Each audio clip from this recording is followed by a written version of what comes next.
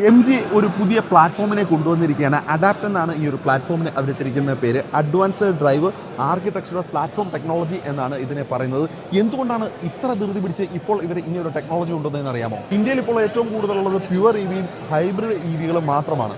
ആ ശ്രേണിയിലേക്കാണ് അവർ പ്ലഗ് ഇൻ ഹൈബ്രിഡ് EVകളെയും റേഞ്ച് എക്സ്റ്റൻഡ് EVകളെയും കൊണ്ടുവരാൻ പോകുന്നത്. അപ്പം നിങ്ങൾ ചിന്തിക്കും, പ്ലഗ് ഇൻ ഹൈബ്രിഡുകൾ ഇപ്പോൾ ഇല്ലേന്ന്. ഉണ്ട്, പക്ഷേ അത് ലക്ഷറി സെഗ്മെൻറ്റിൽ മാത്രമാണ് പ്ലഗ് ഇൻ ഹൈബ്രിഡുകൾ ഉള്ളത്.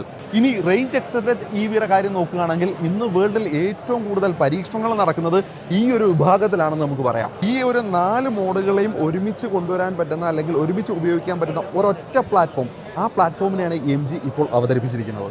ഇവ 4 തമ്മിലുള്ള വ്യത്യാസം എന്താണെന്ന് അറിയോ? ഞാൻ പറഞ്ഞുതരാം. നമ്മുടെ നാട്ടിൽ ഏറ്റവും കൂടുതലുള്ളത് പ്യുവർ EV വാഹനങ്ങളാണ്. പ്യുവർ EV വാഹനങ്ങൾ മൊത്തവും ഒരു മോട്ടറിൽ തന്നെയായിരിക്കും പ്രവർത്തിക്കുന്നത്. ഇനി നമ്മുടെ നാട്ടിൽ ഹൈബ്രിഡ് EV വാഹനങ്ങളും ഉണ്ട്. ഹൈബ്രിഡ് EV വാഹനങ്ങളിനകത്ത് എഞ്ചിനും ഉണ്ടാവും, ഒരു മോട്ടറും ഉണ്ടാവും, ചെറിയൊരു ബാറ്ററിയും ഉണ്ടാവും. അപ്പോൾ ഈ ഒരു വാഹനം മോട്ടറിലും പ്രവർത്തിക്കും, നമ്മളുടെ എഞ്ചിനിലും പ്രവർത്തിക്കും.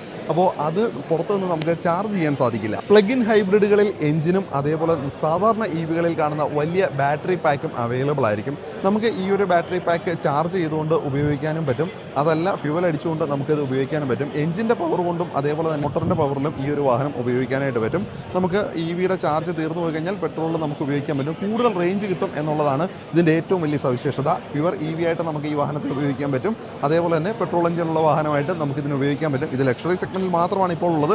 എന്തായാലും MGയുടെ വാഹനങ്ങൾ ഉടൻ തന്നെ അതായത് പ്യുവർ പ്ലഗ് ഇൻ ഹൈബ്രിഡിലായിട്ട് എത്തും എന്നുള്ള കാര്യം ഉറപ്പാണ്. റേഞ്ച് എക്സ്റ്റൻഡ് EVകൾ ഏറ്റവും കൂടുതൽ ആളുകൾ ആഗ്രഹിക്കുന്നത് ഈ ഒരു വാഹനം വരണമെന്നാണ്. എന്തുകൊണ്ടാണെന്നാൽ ഈ ഒരു സാധാരണ EV വാഹനം തന്നെയായിരിക്കും.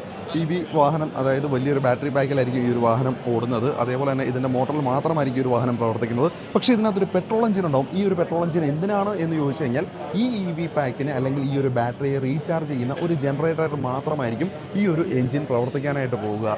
അതുകൊണ്ട് തന്നെ നമുക്ക് ദൂരെ യാത്രകൾ പോകുന്ന സമയത്ത് നമുക്ക് ടെൻഷൻ അടിക്കേണ്ട യാതൊരു കാര്യമില്ല. കാരണം ബാറ്ററിയുടെ ചാർജ് തീർന്നു പോയി കഴിഞ്ഞാലും പെട്രോൾ ഉണ്ട് എന്നുണ്ടെങ്കിൽ നമുക്ക് പെട്രോൾ അടിച്ചുകൊണ്ട് ഈ ഒരു വാഹനത്തിൻ്റെ ബാറ്ററിയെ ചാർജ് ചെയ്ത് നമുക്ക് ഉപയോഗിക്കാനായിട്ട് പറ്റും.